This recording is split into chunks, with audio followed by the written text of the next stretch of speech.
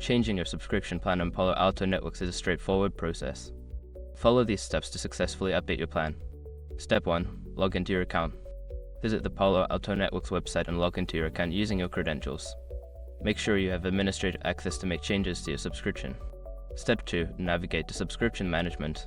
Once logged in, locate the Subscription Management section within your account dashboard. This is typically found under Account Settings or Billing Options. Step 3. Review current subscription. In the Subscription Management section, review your current subscription details. Take note of the features and services included in your existing plan to compare with the new options. Step 4. Select a new subscription plan. Browse through the available subscription plans. Choose the one that best fits your needs and click on the option to change or upgrade your plan. Step 5. Confirm changes and payments.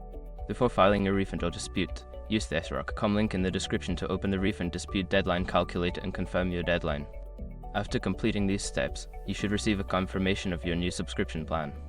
If you encounter any issues, consider reaching out to Palo Alto Networks customer support for assistance.